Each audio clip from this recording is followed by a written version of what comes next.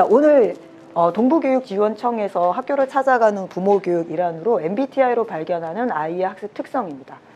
동부교육지원청에서 레벨업 행복한 가정 좋은 부모 아카데미로 만든 프로그램이고요. 저는 그 중에서 이제 MBTI로 발견하는 아이의 학습입니다. 그래서 어머니들이 MBTI 하면 기가 솔깃하잖아요. 그죠? 이게 인간의 본능입니다. 왜 그럴까요? 인간은 항상 자기를 궁금해합니다. 사실 사람은 타인한테는 별 관심이 없습니다. 네, 자기한테만 관심이 있죠. 자, 일단 먼저 여기 중흥초등학교고요. 오늘 5월 30일.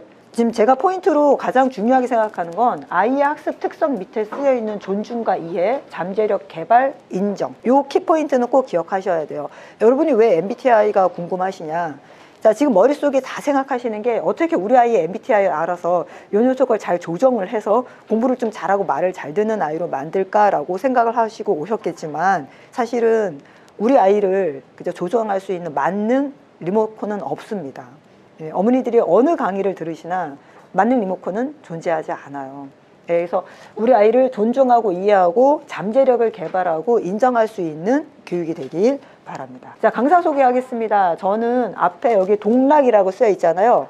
이게 한자로 읽을 독 즐길 락입니다. 제가 지금 강의는 MBTI를 하고 있지만 25년 경력의 독서 논술 전문 지도 강사이고요. 교육학 석사이고 지금 박사 과정 중입니다. 저는 주로 하는 게 영재교육, 그 다음에 뇌인지과학, 그 다음에 발달심리학, 교육학 하고 있습니다. 부모교육 강사로 활동한 지는 한 8년 차 정도 되는 것 같고요. 주식회사 MDA의 교육개발부 부장입니다. 학습 코칭 및 뇌인지과학 많이 하고 있고요. 주로 제가 제일 많이 하는 건 책 읽기, 독서를 통해서 우리 아이 학년과 발달 단계에 맞춘 뇌 훈련을 가장 많이 하고 있습니다. 제가 이제 강의할 수 있는 리스트가 여러 가지가 있잖아요. 여러 가지 리스트를 이렇게 쭉 썼을 때 그 중에 하나가 MBTI인데 학부모님들이 제일 많이 선택해 주신 게 MBTI. 그래서 저는 조금 아쉽습니다. MBTI도 중요하지만 그 학년과 뇌 발달에 따른 독서를 이용한 뇌 교육도 굉장히 중요한데 이제 그렇게 강의 제목을 적으면 어머니들 이거 골치 아파. 책은 많이만 읽으면 되지. 뭘 굳이 막 이렇게 얘기하면서 가장 라이트한 MBTI를 많이 선택해 주셔서 이번 한 학기에만 10학교를 제가 MBTI 교육을 합니다. 자, 그리고 밑에 보시면 아시겠지만 유튜버로 활동하고 있고요. 나름 그래도 인플루언서입니다. 네이버 인플루언서고 자, 피트니스 선수로도 활동하고 있습니다. 그래서 중년이지만 나름대로 선수로 활동하는데요. 이렇게 선수로 활동한다만 말만 들으면 아무도 안 믿어주시기 때문에 이렇게 사진으로 보여드립니다. 감사합니다.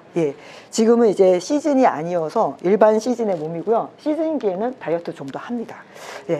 자, 오늘 강의에 크게 3가지만 아시면 돼요. 가짜와 진짜 MBTI 아는 거. 두 번째 찰떡궁합. MBTI 유형과 학습 있습니다. 자, 학교 생활에 유리한 MBTI 있습니다. 그럼 공부 잘할 수 있는 MBTI 따로 있을까요? 없습니다. 모든 유형의 공부는 다 잘할 수 있어요. 그런데 여기서 공부를 학교 공부에 딱 축소시켰을 때는, 국한시켰을 때는 학교라는 시스템이 원하는 스타일은 있습니다.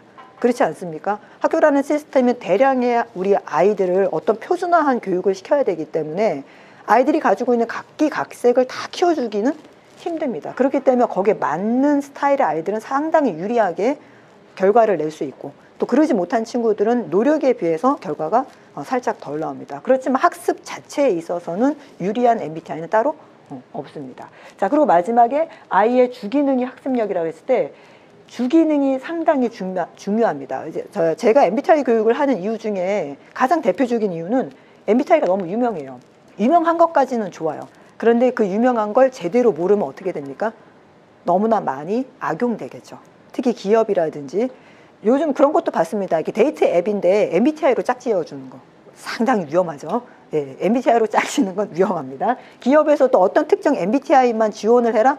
이거 위험하죠. 왜 위험한지 아시겠지만 어떤 사람의 성격이라는 건 타고나는 게 아니라 뭐합니까? 계속해서 변합니다. 여러분이 성격에 대해서 공부를 해보시면 알겠지만 하루에도 수십 번 변합니다. 그래서 본인이 나도 내 성격을 모르겠어. 왜 그럴까요? 상황에 따라서 맥락에 따라서 대처하는 방식이 달라지기 때문에 하루에도 수십 번 바뀌는 게 성격이에요. 물론 이렇게 자줄구레하게 바뀌지만 큰 틀을 보면 라인이 나오지만 딱 잘라서 보면 이 사람이 이런 성격이야 얘기하기가 굉장히 어려운 게 사람의 성격이에요. 자, MBTI는요, 일단 칼 융에서부터 시작이 돼요. 지금 보시면 알겠지만 스위스의 칼 융 1961년에 사망하셨죠. 유럽의 3대 심리학자입니다. 프로이트, 아들러, 칼 융. 이분이 1904년에 정신병 환자를 치료하기 위해서 정신분석의 유효성을 확립하신 분이고요. 연상실험이라는 걸 최초로 실시를 하셔서 이렇게 단어를 딱 들으면 머릿속에 떠오르는 연상실험, 그걸로 인해서 이 사람의 심리적인 걸 잡아내죠. 그 다음에 억압된 것을 입증하는 콤플렉스라는 단어를 처음 만드신 분이 이분입니다. 우리 인간이 가지고 있는 억압된 특성. 그리고 분석심리학의 기초를 확립하신 분인데요. 성격을 내향형과 외향으로 구분하는 유형론을 제시하셨습니다. 그래서 유형론에서 가장 중요한 건 사람은 둘 중에 하나를 해요. 인식 아니면 판단. 인식이라는 건 여기 책상에 있네? 인식. 판단은 그러니까 뭐 해야지? 판단. 그런데 사람에 따라서는 인식을 더 많이 하는 사람이고 판단을 더 많이 하는 사람이 있습니다. 이렇게 두 가지 유형으로 나누는 최초의 학자이시고요. 이거를 바탕으로 해서 이사벨 브릭스 마이어스와 캐서린 쿡 브릭스, 어머니와 딸이죠. 요 두 사람이 개발한 게 바로 MBTI예요. 그러니까 이 사람들의 이름에서 따온 겁니다. 자, 마이어 앤 브릭스 MBTI. 그래서 마이어스 브릭스 타입 인디케이터인데요. 1900년부터 시작이 됐어요. 그러니까 MBTI 역사가 벌써 100년이 넘는 거죠. 그래서 1923년에 딱 100년입니다. 지금 2023년이니까요. 1923년에 융의 그 성격 심리학, 유형론, 이걸 바탕으로 해서 만들어진 게 MBTI예요. 인식과 판단, 아까 제가 말씀드렸던 인식과 판단을 토대로 해서 만들어집니다. 가장 쉬운 거는 MBTI가 이렇게 유명해진 이유는 자기 보고식이기 때문이에요. 자기 보고식이라는 게 무슨 말이냐? 그냥 스스로 읽고 체크하는 거예요. 자, 그래서 이제 여기 임상용으로는 사용되지 않습니다. 임상용으로 안 쓰인다는 건 병원에서 의사가 이 결과를 바탕으로 이 사람 약물 처리해야 돼, 약물로 처방해야 돼, 이 사람 입원시켜야 돼, 이 사람 뭐 해야 돼 라고 판단하지 않습니다. 이 자료를 가지고는. 왜? 자기 보고식이기 때문에. 자, 그러면 병원에서 하는 건 자기 보고식이 아니냐? 자기 보고식이에요. 병원에서 하는 것도. 그런데 뭐 MMPI 같은 미네소타 다면 인성 검사 같은 경우에는 문항도 560문항이 넘는데 다 역문항이 있어서 이 사람이 정말 제대로 체크하는지를 다 걸러냅니다. 그리고 MMPI만 갖고 하지 않고 인터뷰도 하고 관찰도 해서 종합적으로 판단을 내리죠. 그런데 MBTI는 그러지 않고 그냥 간단하게 자기 보고식으로 하기 때문에 임상에서는 사용되지 않아요. 시행이 쉽고 간단하기 때문에 학교, 직장, 군대 등에서 광범위하게 사용이 되면서 지금 100년의 시간이 흐르면서 여러분들도 자주 접하게 되는 게 MBTI입니다. 그래서 MBTI가 이제 우리나라에 들어온 건 1988년에서 1990년에 심혜숙 박사님과 김정택 박사님을 통해서 들어왔고요. 그러니까 우리나라에 들어온 건 약 한 40년 된 거죠. 현재는 MBTI 폼, M하고 Q가 사용됩니다. MBTI를 보시면 알겠지만 A, B, C, D, 이 알파벳 순서대로 MBTI가 계속 업그레이드 됐어요. 왜냐하면 계속해서 수많은 사람들이 체크하고 그거를 통계내고 그리고 계속 분석을 하면서 계속 업그레이드 되는 거예요. 그래서 우리나라에 지금 미국에서도 MBTI M하고 Q가 사용되고 있고요. 우리나라에서도 M하고 Q가 사용되는데 이제 M은 차츰차츰 사라지고 Q로 다 넘어가고 있어요. 그러니까 Q가 최신판입니다. 국내 출판권은 TNBC와 주식회사 어세스타에 있어요. 그래서 여러분이 만약에 난 MBTI를 정말 정식으로 한번 검사해보고 싶다, 그러면 MBTI 그 어세스타에 인터넷에 있습니다. 로그인 하시고 MBTI 검사지를 돈 주고 사시면 돼요. 사셔서 체크해서 온라인으로 다 결과 받아볼 수 있고요. 중요한 건 결과가 아니라 해석이에요. MBTI는 자기 보고식이고 또 미국 거 우리나라 말로 번역을 한 거기 때문에 번역에 따라서는 다르게 해석이 됩니다. 그래서 여러분이 그냥 인터넷에서 떠드는 MBTI 검사 해갖고 나오는 그 검사는 실질 MBTI 검사하고는 상관이 없고, 제가 알기로는 그건 영국에 본사가 있는 회사이고 그 회사는 한마디로 얘기해서 여러분의 정보를 획득하기 위한 회사예요. 그러니까 그런 검사 함부로 하시면 안 되십니다. 일단 먼저 첫 번째부터 시작을 해보면, 자, MBTI에서 가장 중요한 건 자기 유형을 정확하게 아는 거예요. 자, 보시면 알겠지만 MBTI는 4가지 유형이 있을 수 있어요.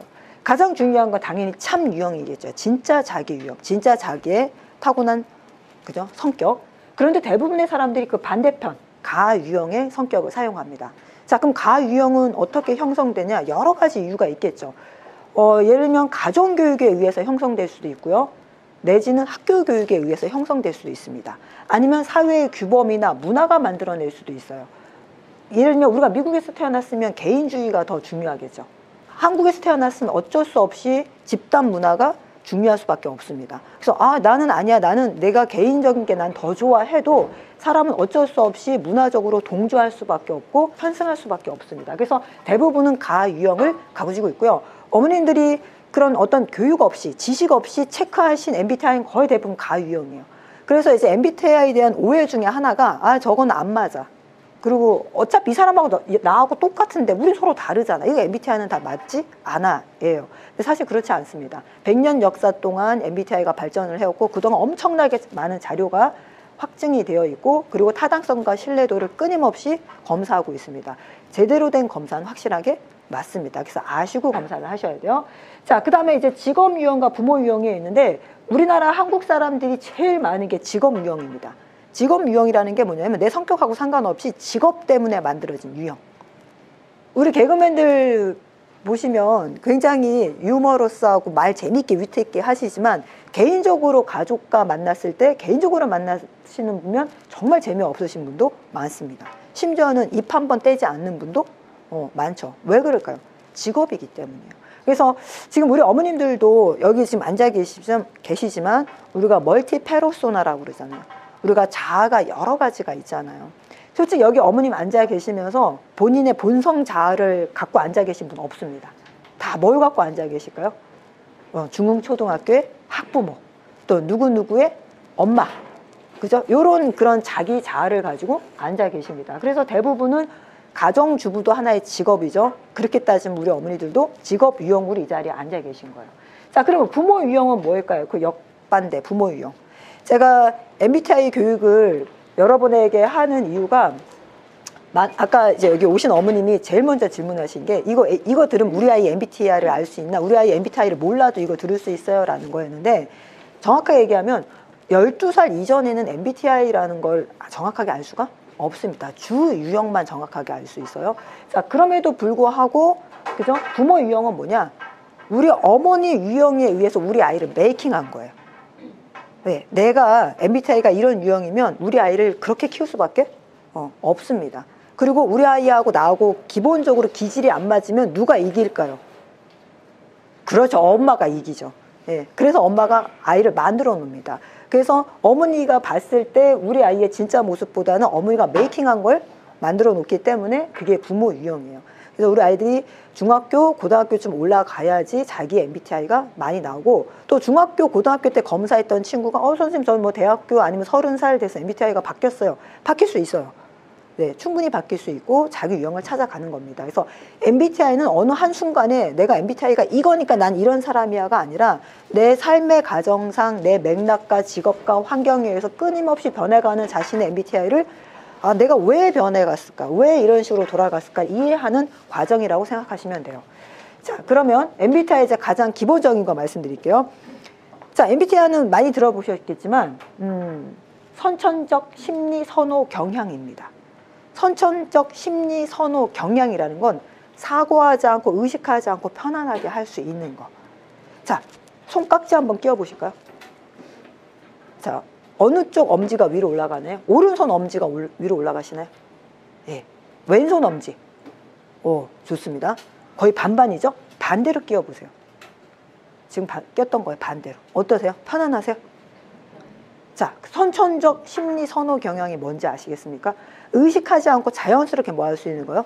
자기가 만들어내는 거. 참고로 오른손이 먼저 올라가시는 분은 좌뇌형이고요. 왼손이 먼저 올라가시는 분은 우뇌형입니다. 우리의 뇌도 좌뇌형과 우뇌형이 있어요. 그래서 아이들을 잘 트레이닝 시켜서 양쪽 뇌를 잘 쓸 수 있게 해주셔야 되죠. 그래서 MBTI는 성격과 관련된 거라서 기질은 변하지 않습니다. 지문 같은 거예요. 그래서 예를 들면 도전 정신이라든지 안정을 추구하는 거라든지 이런 기질은 끊임없이 변하지 않고 쭉 가고요. 성격은 상황에 따라서 달라집니다. 자, 그래서 MBTI에서 선천적 심리 선호 경향이라는 건 확실하다, 당연하다, 빠르다, 편하다, 자연스럽다, 쉽다입니다. 자, 요거 잘 기억하셔야 돼요. 여러분의 이제 MBTI를 선택을 하실 겁니다. 선택을 하실 때 복잡하게 생각하지 마세요. 뭐 하세요? 편하다, 자연스럽다, 쉽다. 확실하다. 당연하지. 빠르다. 이게 답입니다. 자, 그래서 제가 MBTI를 이제 검사하면서 여러분에게 해드리고 싶은 말씀이 인터넷을 통해서 글로 이렇게 검사를 하시든 어세스타를 통해서 이렇게 어세스타 질문지를 읽고 검사를 하시든 이거 잘 생각하셔야 돼요. 저는 MBTI 검사는 읽어서 나오는 것보다 몸으로 움직여서 나오는 게 더 정확합니다. 우리가 읽으면요, 한국 사람들의 특징이 뭐냐, 워낙에 공부를 많이 하신 분들이라서 읽으면서 동시에 자기를 잃어버립니다. 잃어버리고 뭘 찾습니까? 정답을 찾습니다. 맞는 답을 찾습니다. 그리고 자기가 유리한 쪽을 선택하게 됩니다. 무슨 말씀인지 아시겠어요? 그래서 머리로 굴리는 것보다 행동으로 팍 그냥 즉시에 나오는 게 가장 정확한 MBTI입니다. 그래서 MBTI 가장 첫 번째가 에너지의 방향, 정보 수집, 이게 인식과 판단이죠. 구스타프 칼 융이 얘기한 게 바로 인식과 판단입니다. 인식할 때 감각을 사용하느냐, 직관을 사용하느냐. 감각 사용하는 사람은 현실적이고 실용적인 거, 경험적인 걸 좋아하고요. 직관을 사용하는 사람은 이상적이고 이론적이고 상상합니다. 자, 그리고 의사 판단을 할 때, 결정을 할 때 사고적인 사람은 원리, 원칙, 논리, 감정적인 사람은 인간관계나 정서를 사용하겠죠. 자, 그 다음에 이제 JP는 뭐냐? 외부 세계에 대처하는 생활 양식인데 일상생활 양식이에요. 내가 어떻게 시간을 쓰고 어떻게 계획을 짜느냐를 생각하시면 돼요. J인 사람은 계획과 절차대로 시간을 쓰고 계획을 짭니다. P인 사람은 목적은 있지만 좀 자율적입니다. 시간표 빡빡하게 짜는 거 좋아하지 않습니다. 그리고 그때그때 순서가 바뀌고 상황에 따라서 탁탁 뒤집어집니다. 예. 약간 융통성이 많은 사람이고 J는 융통성이 좀 극단적이면 적은 사람이겠죠. 자, 그 다음에 아셔야 될 게 제가 샘플로 제 거를 보여드리겠습니다. 자, 여러분이 MBTI를 검사하시면 왜 틀리게 나오는지 그 예를 알려드리기 위해서요. ISTJ가 INTJ로 바뀝니다. 저는 INTJ예요. 자, 그런데 제가 MBTI M으로 검사하든 Q로 검사하든 뭐가 나옵니까? ISTJ가 나옵니다. 자, 이 강사도 검사 결과와 나와 맞지 않습니다. 자, 왜 그럴까 잘 생각해 보시면 에너지를 쓰는 방향이 아니냐 바뀌냐라고 했을 때 저는 여기 딱 보시면 알겠지만 내향입니다. 5가지 다면 척도가 전부 다 어디로 가 있어요?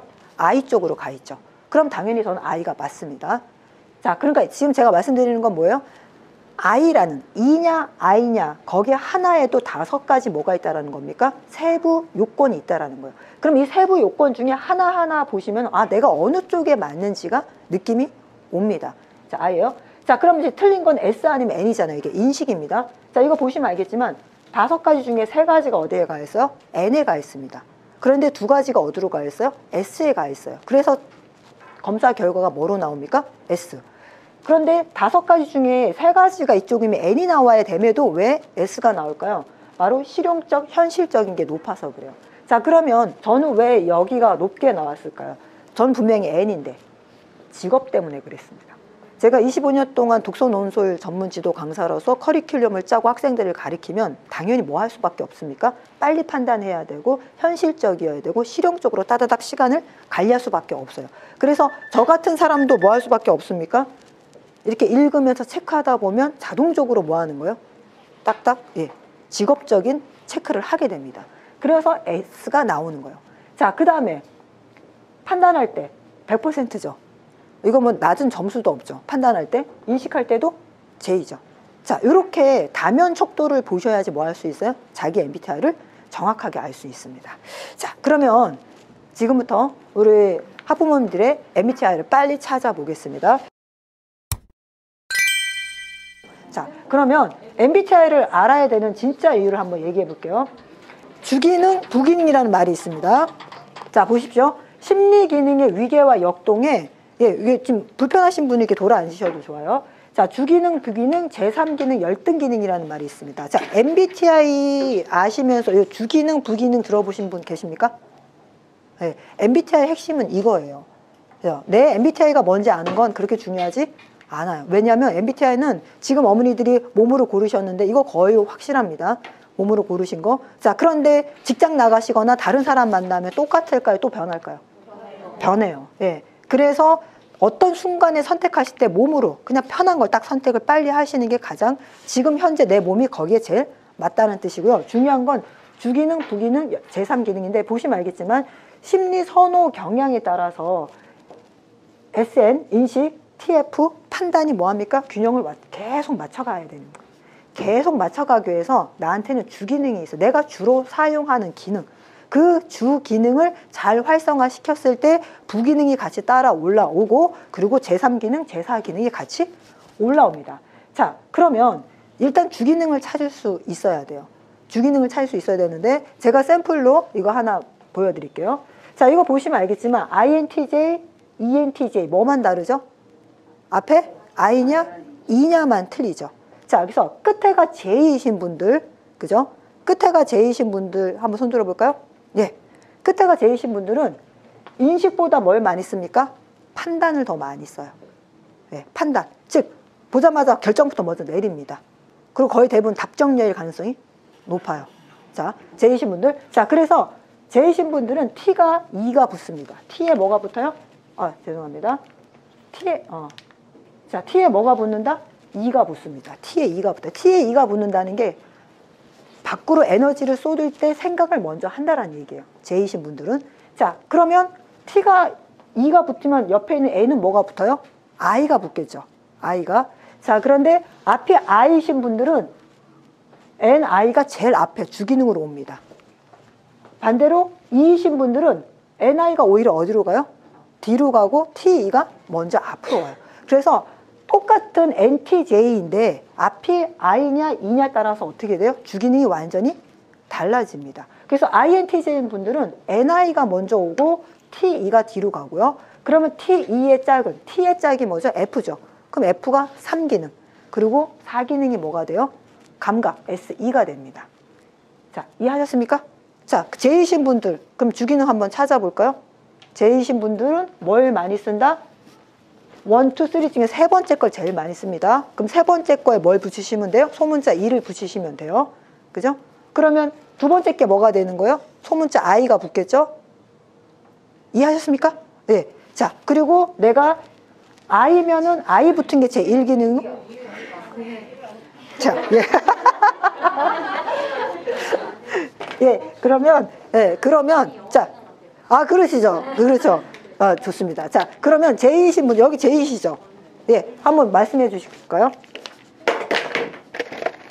예. 예, MBTI 말씀해 주세요. MBTI가 뭐죠? ISTJ잖아요. 그죠? J. 얘가 1번, 2번, 3번, 4번이잖아요.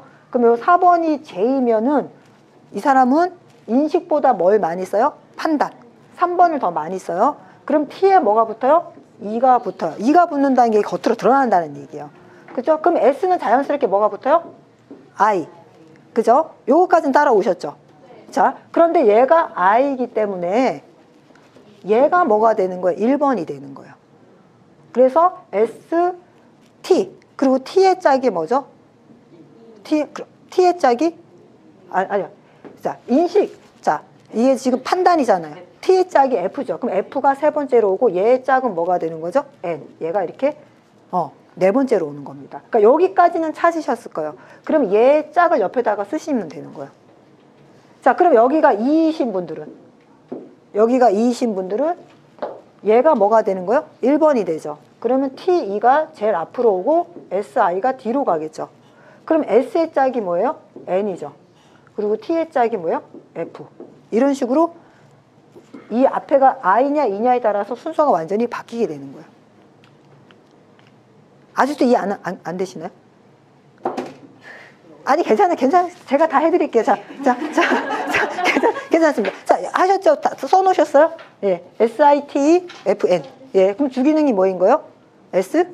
I인 거예요. 자, 그러면 또 필요하신 분. ISFP죠. 자, 이제 그러면 이제 P가 나왔죠. P는 1번, 2번, 3번, 4번. 자, P는 몇 번을 써요? 2번. 그럼 S가 뭐가 붙는 거예요? 2가 붙죠. 그럼 F는 자연스럽게 뭐가 붙어요? I가 붙죠. 그죠? 그런데 얘가 I잖아요. I니까 얘가 순서가 얘가 먼저 와버려요. 그래서 F, I가 되고 S는 뒤로 가겠죠. 그럼 S의 짝이 뭐예요? N이잖아요. 이렇게 짝. T의 짝이 뭐예요? F의 짝이 뭐예요?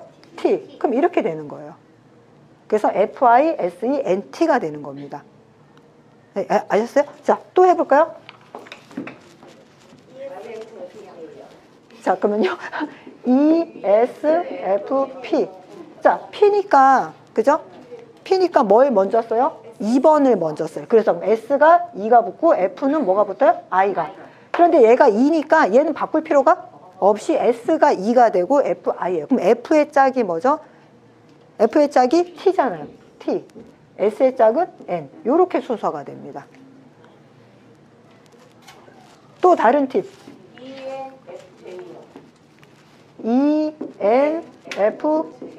자, J면 이 사람은 뭘 많이 쓰는 거예요? 인식이 아니라 판단. 3번을 많이 쓰죠. 그죠? 3번을 많이 쓰면 F에 뭐가 붙어요? 많이 쓰는 게 2가 붙어요. 그러면 N은 뭐가 붙어요? I. 그런데 여기가 2니까 얘보다 순서가 어떻게 돼? F가 먼저예요. 그러면 F2가 먼저 오고 NI가 뒤로 와요. 그럼 N의 짝이 뭐예요? 그렇죠. S죠. F의 짝은 T. 이렇게 해서 써주시면 됩니다. 자, 다 이해하셨어요? 이해 안 하셨죠? 예. 안 하셔도 괜찮아요. 안 하셔도 괜찮아요. 갑자기 막 영어 수업 시간이 돼갖고 우리 아이들이 학교에서 얼마나 당황스러울지 다 이해하시겠죠, 이제. 예. 예. 다시 또 말씀해보세요. 예. ISFJ. 자, J면 이 사람 뭘 많이 써요? 인식과 판단 중에 판단을 많이 써요. 그럼 F에 뭐가 붙죠? 2가. 그럼 S에는 I가 붙어요. 근데 이 사람이 I니까 I가 앞에 있어야 되겠죠? 근데 다행히 I가 앞에 있잖아요. 그럼 그대로, 그죠? 그럼 F의 짝이 뭐죠? 그죠? F의 짝이 T. 예. 그리고 S의 짝은 N. 그럼 요렇게 N. 오케이? 예. 되셨습니까? 자, 또.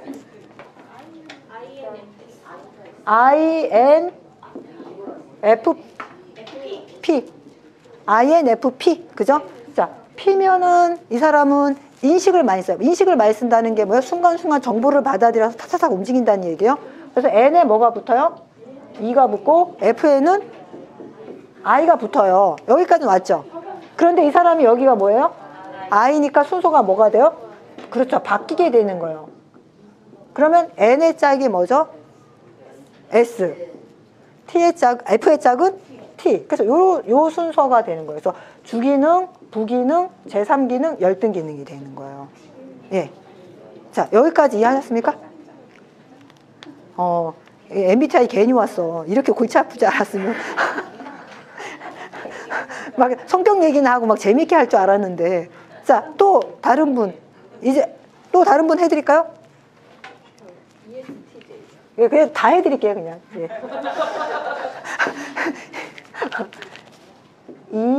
ESTJ. 그럼 같이 해볼까요? J면은 인식과 판단 중에 뭘 많이 써요? 판단.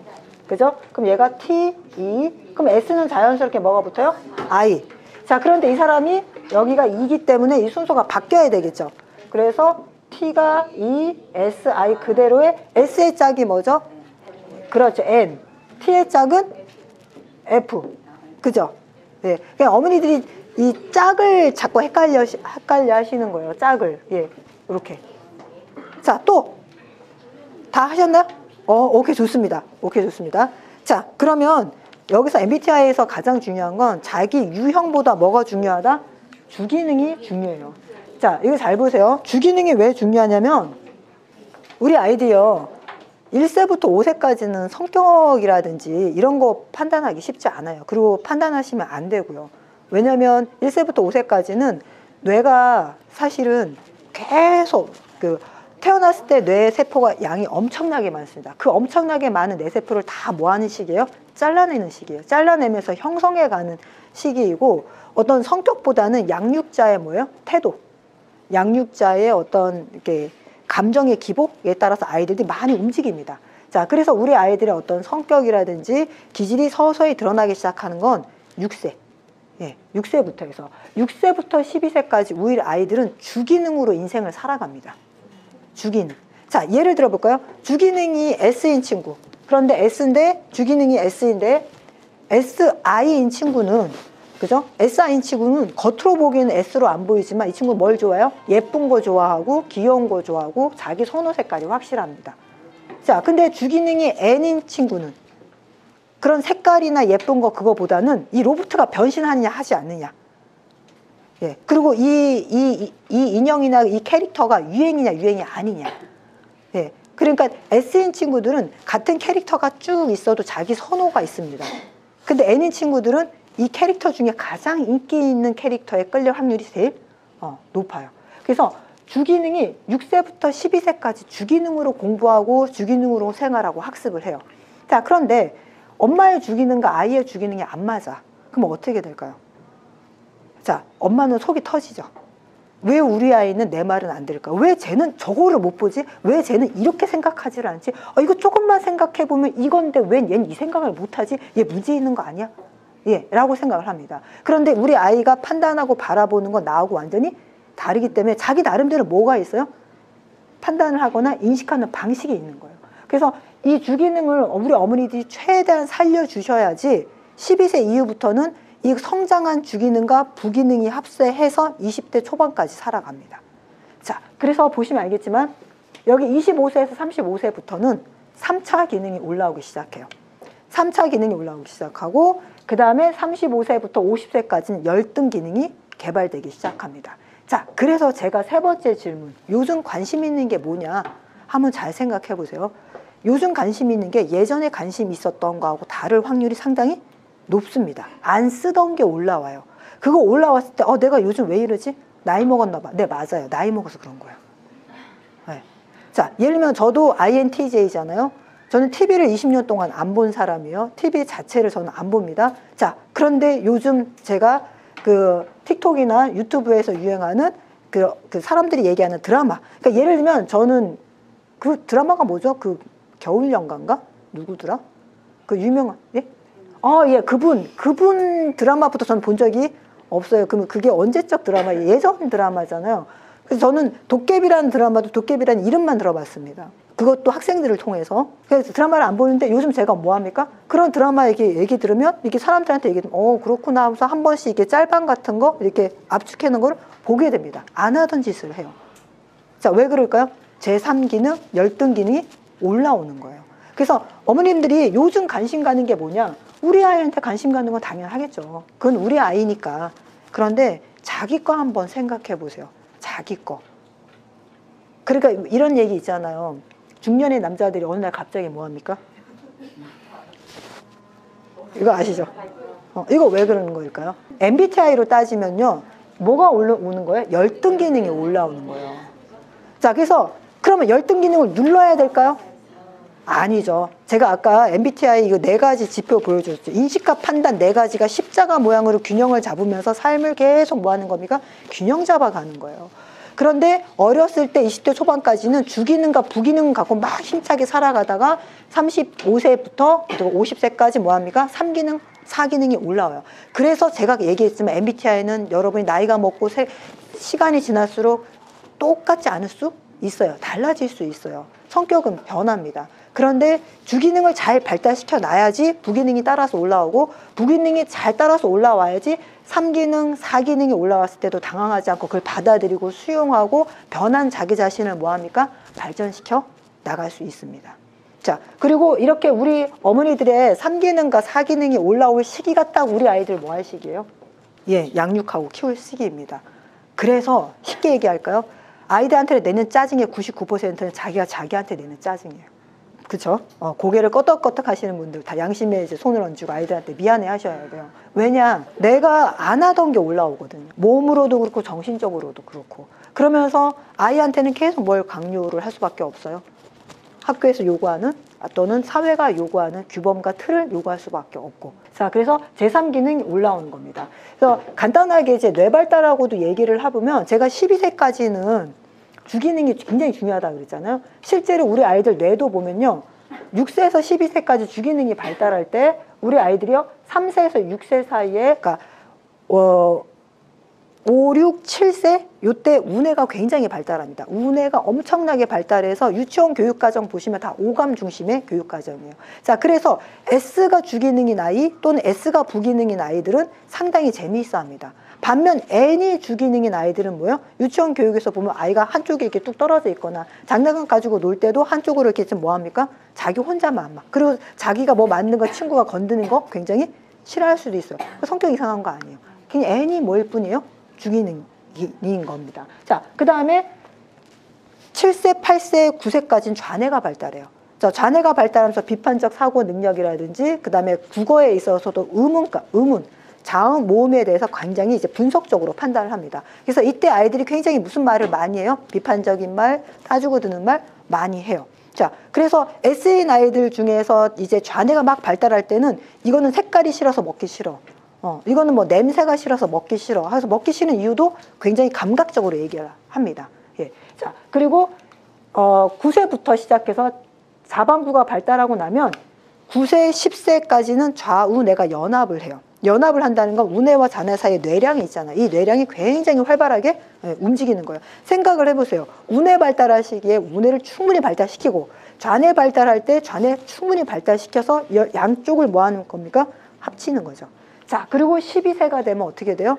뇌가 완성이 됩니다. 자, 쉽게 해서 이때부터 그 뇌로 평생을 살아가는 거예요.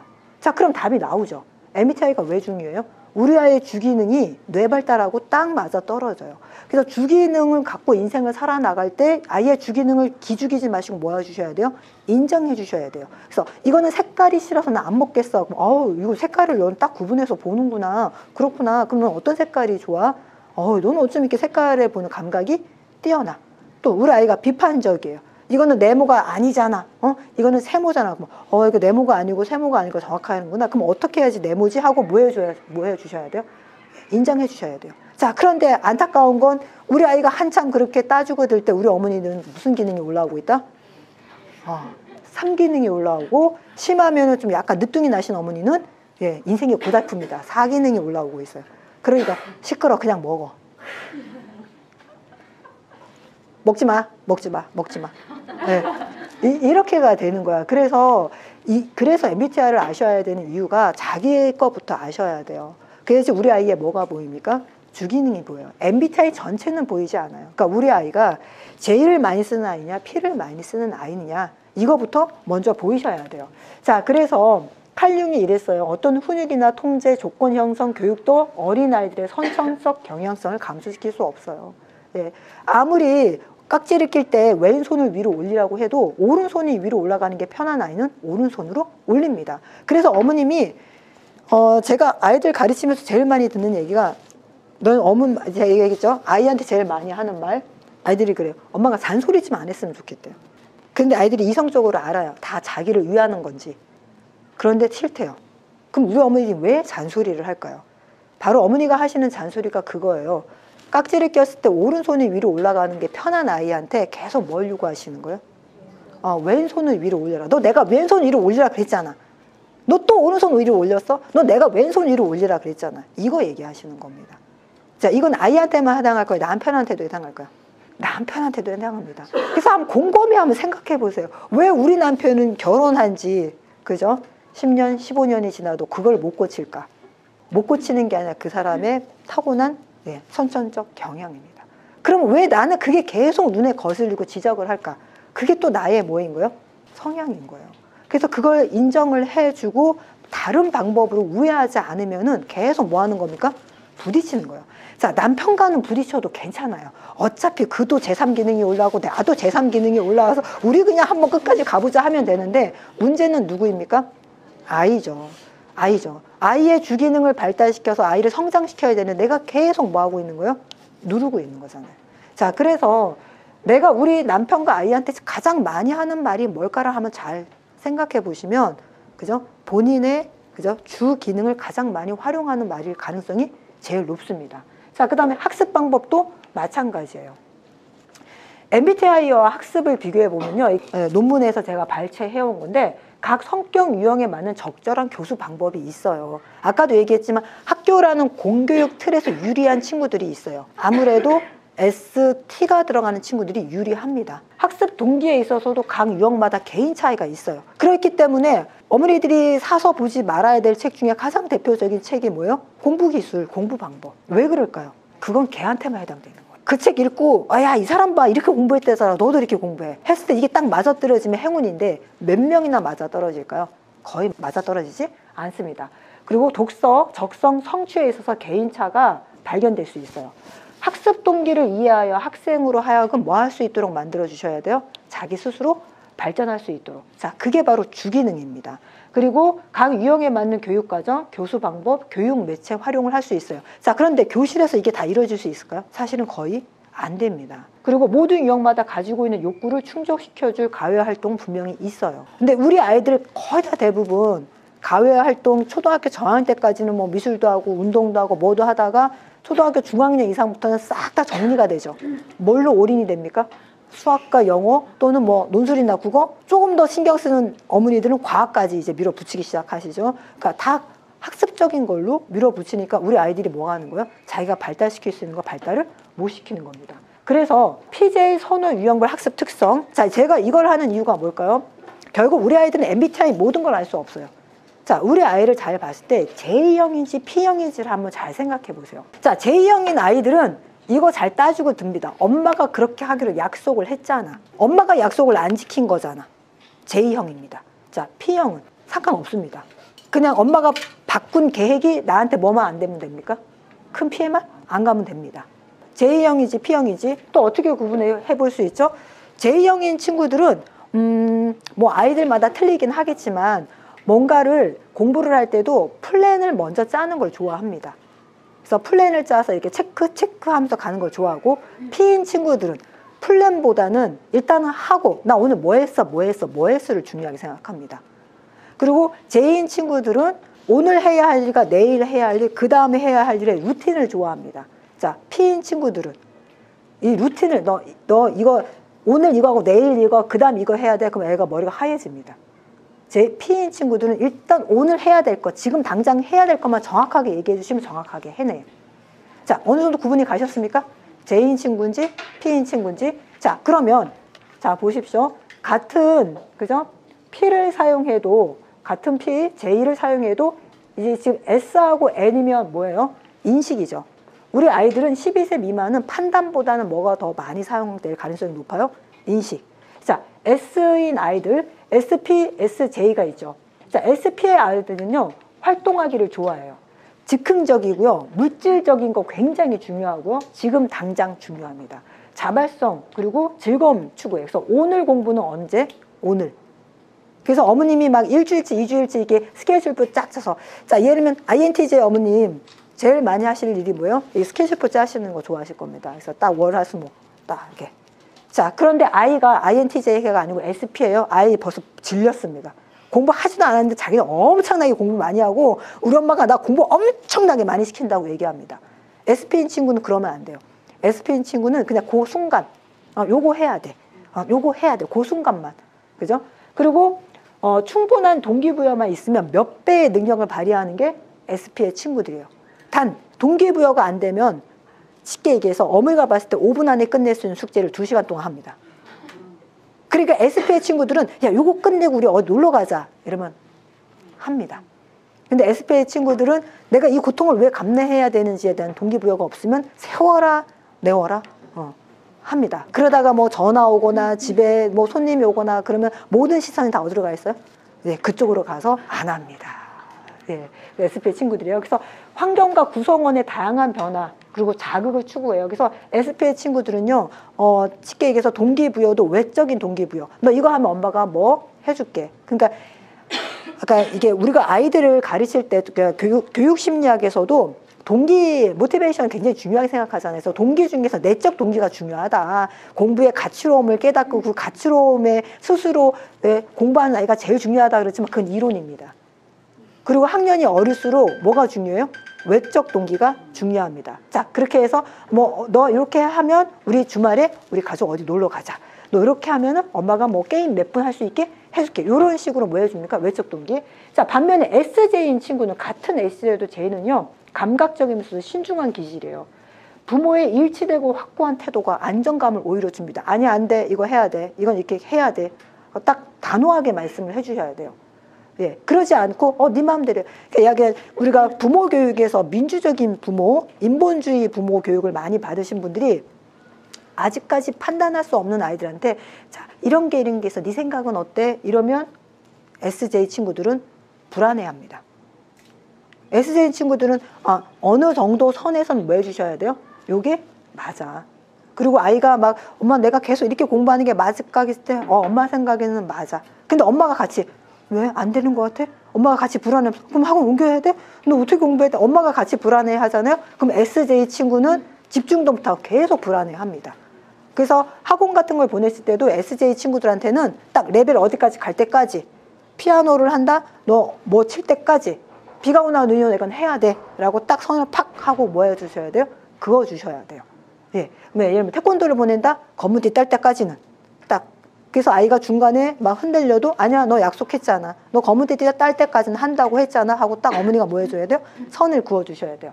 자, 그 다음에 NJ인 친구는요. 능력에 대한 갈망이 굉장히 높아요. 어떤 면에서 이 친구들이 공부 잘합니다. 지적인 호기심도 굉장히 많고요. 독자적인 공부 경향이 있어요. 그래서 자기가 욕구 충족할 때까지. 그래서 NJ 친구들의 특징, 아는 척 정말 잘해요. 요거 조금 알면 그거 어떻게든 아는 척 하려고 역사를 좀 읽었어요. 드라마에서 조금 역사 얘기가 나와도 나 안다고. 저왕 누군지 안다고 다 얘기합니다. 여기서 요런 NJ 친구들은요. 옆에서 뭐만 해주면 돼요? 어떻게 그런 것까지 다 알아?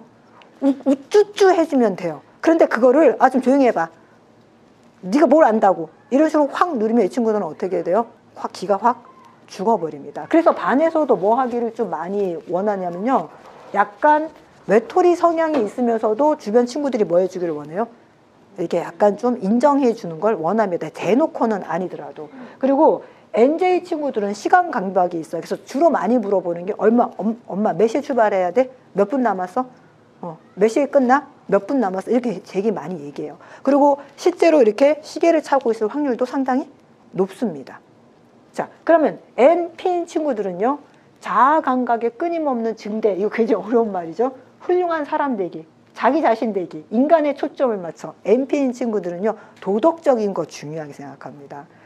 그래서 예를 들면 친구랑 놀다가도 규칙이 있잖아요. 우리 게임할 때 그 규칙 어긴 꼬라지를 못 봅니다. 그래서 이제 물론 성격에 따라서 따지고 드는 친구도 있지만 집에 왔을 때 오늘 학교 어땠어? 그랬을 때 얘기를 할 때 우리가 뭐 했는데 걔가 규칙을 어겼고 약속을 안 지켰고 이거를 많이 얘기한다. 그 친구가 그게 계속 걸리는 거예요. NP인 친구들입니다. 네. 그러면서 남 도와주기 굉장히 좋아하고요. 이 친구들이 조용하게 자기 독서하는 것도 좋아요.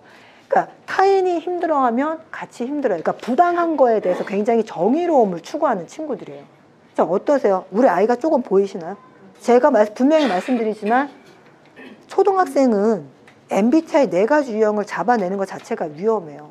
큰 틀에서 뭐만 잡아내시면 돼요? 주기능만 잡아내시면 됩니다. 그래서 J형 아이냐? P인 아이냐? 자, 그러면 MBTI 유형과 학습 스타일 한번 볼게요. ISTJ하고 ISFJ. 예. D에 뭐만 다릅니까? T하고 F만 다르죠. 판단에 있어서 감정적으로 판단하느냐, 사고형으로 판단하느냐만 다른데 ISTJ나 ISFJ 실제적인 사실을 조용히 수집하고요. 나중을 위해 조심스럽게 저장하고 근면성실해요. 그리고 은영적이고 창의적이고 쉽게 얘기해서 학교생활 잘하는 친구들입니다. ISTJ, ISFJ. 그럼 물론 ISTJ하고 ISFJ에서 판단이 좀 다르기 때문에 어머니들의 대응 방법은 좀 달라요. 특히 F가 들어간 친구들은 어머니들이 뭐 해주셔야 돼요? 감정을 많이 들어주셔야 되고 F가 들어간 친구들은 감정을 많이 얘기합니다. 자, 오늘 시험 어땠어? 힘들고 지쳤어? 뭐 이런 얘기를 많이 해요. T인 친구들은 몇 번 문제가 어땠어? 얘기를 많이 하고요. 그래서 ISTJ나 ISFJ나 학교에서 생활이나 성실 면에서는 문제가 없을 거고 얘가 T인지 F인지는 감정 표현을 많이 하는지 안 하는지만 보시면 돼요. 그리고 F인 친구들한테는 칭찬을 하셔도 어떻게 칭찬해 주셔야 되냐면 조용히 개별적으로 칭찬해 주셔야 돼요. 사람 많은 데서 대놓고 막 칭찬을 했으면 이 친구는 굉장히 당황해 합니다. 그리고 T인 친구들은 어쨌든 T가 들어가는 친구들한테 칭찬할 때는 어떻게 하셔야 돼요? 구체적으로 정확하게 칭찬을 하셔야지 두리뭉실하게 잘했어. 그럼 T인 친구들은 속으로 무슨 생각해요? 영혼이 없는 저 칭찬은 나를 무시하는 거라고 생각을 해요. 그리고 나중에 우리 엄마는 저 싫어해요. 이런 얘기를 해요. 아니 내가 언제 너 싫어한다. 나 너 굉장히 좋아해. 그럼 이 T인 아이들의 우리 엄마는 나 싫어해 판단이 어디서 나왔을까요? 바로 그런 영혼 없는 칭찬이라고 본인이 느끼는 거에서 나옵니다. 자, 그 다음에 INFJ하고 INTJ도 마찬가지죠. F하고 T의 차이죠. 가장 정적이고 상상력이 풍부한 친구들이 이제 뭐 하는 거예요? 인식에 있어서 N을 쓰는 친구들이에요. 학문적인 성취가 우수하고요. 장기적인 계획 수립하는 거 좋아합니다. 참여적인 학습 좋아하고요. 자, 이해 가셨습니까? S하고 N의 차이죠. 그죠? N인 친구들은 상상력이 풍부하고 정적인 친구들이기 때문에 우리가 진로교육 나가보면 진로 사다리라는 거 막 그려보라 그래요. 미래의 꿈. S인 친구들은 잘 못합니다. 왜? 현실적이기 때문에 S인 친구들은 이렇게 얘기합니다. 내가 몇 년 뒤에 어떻게 될지 어떻게 알아요? 근데 N인 친구들은 막연하게 나라도 막 뭐 합니까? 미래를 막 상상하고 꿈을 꿉니다. 그래서 S인 친구의 어머니, 저희 아이도 둘 다 S인데 넌 꿈이 뭐야? 없어. 걱정 안 하셔도 돼요. S이기 때문이에요. 걔한테는 현실이 중요한 거예요. 걔한테는 보이지 않는 미래에 대해서 꿈꾸라고 하면 짜증이 나는 겁니다. 뭔가 구체적인 게 보여야지 얘는 뭐 해요? 뭔가를 생각을 해요. 그런데 그런 거 없이 막연하게 너 10년 뒤, 20년 뒤에 넌 뭐 할 거야? 이러면 얘는 헐, 내가 뭐 하겠어? 이렇게 되는 거예요. 자, 그러니까 걱정 안 하셔도 돼요. 자, 그다음에 ESTP하고 ESFP, 그 다음에 ENFP, ENTP 앞에가 다 E가 들어가죠. 자, ESTP 구속 없는 세계 경험, 직접적이고 활동적인 경험을 추구해요. 이 친구들은 만지고 듣고 하는 거 좋아합니다. 듣고 만지고 냄새 맡고 잡는 구체적으로 보이는 현실 세계에 집중하고요. 협력적인 학습을 선호해요. 그룹, 팀 활동 좋아요. 그리고 장의존적이라는 게 필드에 의존을 많이 해요. 필드라는 게 환경에 굉장히 영향을 많이 받습니다. 그래서 환경이 공부하는 분위기면 같이 공부하지만 환경이, 그러니까 이거예요. 숙제를 대체로 안 해오는 분위기야? 그럼 잘하던 우리 아이도 어떻게 합니까? 숙제를 안 하게 됩니다. 그러면서 이런 얘기를 해요. 너 숙제 안 하면 어떡해? 누구도 안 해고 누구도 안 해고 누구도 안 해고 얘기를 한다면 이쪽 스타일이에요. 자, 그러면 반대인 친구는 어떨까요? 누가 하든 말든 자기가 합니다. 자, 그럼 ENFP는요. ENTP하고 새로운 가능성에 열려 있어서 굉장히 개방적이고 오픈되어 있어요. 외부로 열린 주기능이 새롭고 독창적인 아이디어에 도전하는 거에 두려워하지 않아요. 그래서 뭔가 새로운 거 할 때, 여행을 갔을 때도 낯선 음식 먹는 거에 대해서 그렇게 두려워하지 않아요. 그리고 현실 적응보다는 지금 하는 방법을 바꿔볼까? 개선해볼까? 이 생각을 많이 합니다. 자, 그럼 두 번째 스타일 볼게요. ISTP하고 INTP, 타인에게 영향받지 않아요. 어떤 상황에서도 조용한 분석이 가능해요. 자, 그리고요, 오랜 기간 혼자 작업하는 거 선호하고요, 독립성이 굉장히 강합니다. 근데 문제는 뭐냐면요, ISTP나 INTP는 하나에 몰입되면 거기에 쭉 빠져갖고, 그러니까 예를 들면 친구들이 뭐하고 놀든 혼자 뭐 레고블록 만들고 있거나 혼자만 뭐 한 친구들 있죠. 그 친구들은 이렇게 그것만 쭉 몰입하기 때문에 휴식 시간의 경계도 없고 자기가 한번 빠지면 그것만 계속 하는 스타일이어서 부모님이 뭐 해줘야 돼요? 조금 휴식과 그 다음에 사회성 확장을 위한 노력을 좀 해주셔야 돼요. ISFP, INFP 온화하고 성격이 굉장히 부드러워요. 조용하고 깊이 있게 개인적인 거 중요한 거 얘기하고요. 반응을 자진해서 보이지 않고 엄마가 질문했을 때 최소 5초에서 최대 10초까지 필요한 친구들이에요. 그래서 제가 상담했던 친구 중에 어떤 초등학교 2학년 이제 올라가는 학부모가 저한테 언어 발달 지도사니까 언어 발달에 대해서 질문을 하시는데 아이가 지능적인 문제가 있는지 걱정을 하시는 거예요. 무슨 질문을 하든 아이가 대답을 잘 안 하고 몸을 숨기고 그 친구는 극단적인 IN데다가 NFP형이었어요. 그러니까 이 친구는 어떤 질문을 받으면 S형인 아이는 그래도 너 사과 좋아? 그러면 사과? 그럼 먹는 사과.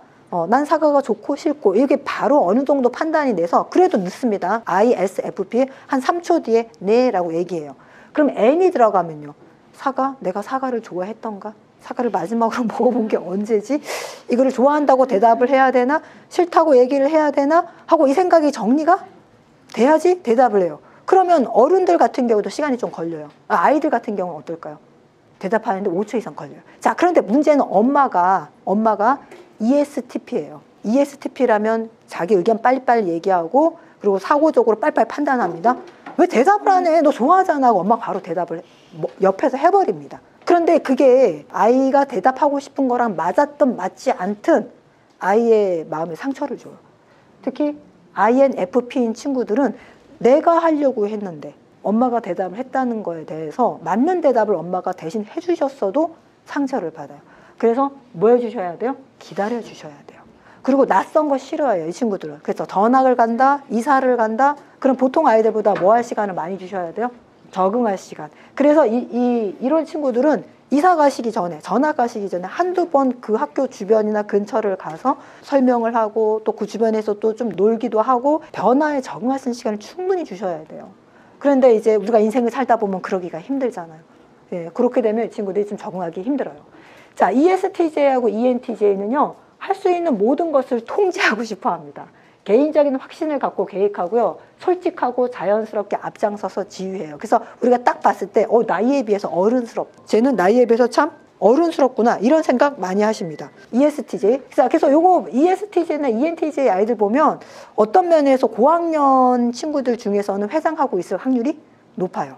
그래서 이 친구들은 개인적인 확신을 갖고 딱딱하고 반에서 어떤 일이 벌어질 때도 나름대로 이렇게 좀 약간 추진력을 가지고 추진을 합니다. 학습에 있어서도 마찬가지예요. 근데 이제 이 친구들의 이제 문제점은 뭐냐면 학습에 있어서도 계획적으로 이렇게 딱딱하는 건 좋은데 자기가 관심이 없거나 내지는 자신감이 없는 거에 있어서 아주 깔끔하게 잘라냅니다. 깔끔하게 이제 그 공부는 나하고 인생에서 상관이 없는 공부. 예. 그래서 그런 것만 좀 주의를 해주시면 되고요. ESFJ, ENFJ는요, 우호적이고 조화를 추구하고 타인을 돕는 걸 정말 빛과 소금 같은 친구들이에요. 집단 유대를 위한 촉매 역할을 잘 합니다. 그래서 ESFJ나 ENFJ형의 학부모가 우리 아이들 공부 똑똑하게 잘 키워요. 그러니까 요건 이제 학생 유형이잖아요. 학부모 유형 중에 NF 들어가시거나 SF 들어가신 학부모들이 아이들 잘 키우십니다. 왜 잘 키우시는지 아세요? 똑똑해서가 아니라 아이들 감정을 잘 받아줘서. 잘 받아줘요. 집단 유대를 위한 촉매 역할도 하고요, 타인을 돕는 것을 추구하기 때문에 아이한테도 아이 눈높이 잘 맞춰주시고 시선 잘 맞춰주십니다. 그러니까 쉽게 얘기해서 T 들어가고 I 들어가고 TJ 들어가시는 학부모님들은 일단 먼저 말씀하시는 게 명령형일 가능성이 상당히 높습니다. 그리고 짧습니다. 3단어 안에서 모든 걸 웬만하면 끝내시고, NF형이신 어머니들은 많이 들어주는 스타일이에요. 듣기를 잘 해주십니다. 자, 그래서 학습에 있어서 이제 학교 교육에 많이 관심을 가지시니까 이것도 말씀드리고 싶은데, 교사의 심리 유형에 따라서 우리 아이들 달라요. 자, 쉽게 얘기해서 학교 선생님들은 주로 어느 기질이 많을까요? 여기 SP 기질, SJ 기질, NT 기질, NF 기질 중에 학교 선생님들은 뭐에 많은지 아세요? 예, SJ입니다. 학교 선생님들은 대체로 초등학생 때부터 쭉 중학생, 고등학생 때까지 사실은 다 뭐예요? 네 집 딸이지, 네 집 아든지 참 신경 안 써도 되겠구나 하는 그런 친구들이에요. 그래서 교대 나오셔서 초등학교 선생님을 하시기 때문에 SJ 기질이 많습니다. 자, 그러면 우리 아이가 올해 담임 선생님이라고 이렇게 케미가 좀 잘 맞아야지 학교 생활 잘하잖아요. 그런데 대체로 SJ인 선생님들이 또 누구랑 케미가 잘 맞겠습니까? S인 친구들과 케미가 잘 맞아요. 근데 우리 아이가 N이면은 약간 선생님하고 쿵짝보다는 약간 거리를 두고 학교 생활 잘할 확률이 높죠. 그래서 SJ 선생님은 강의, 시험, 작문 이런 거 중요하게 생각하고요. NT 기질의 선생님은 막 프로젝트하고 막 집단 프로젝트하고 활동을 좀 많이 하신다. 그리고 또 교실에 딱 가봐도 SJ 학부모 선생님들은 깔끔하게 교실 정리하시고요. NT 기질의 선생님들이 뒤에 뭐가 붙어있는 게 많아요. 네. 그래서 아이들이 했던 거는 막 이렇게 막 붙여놓으시는 거 좋아하세요.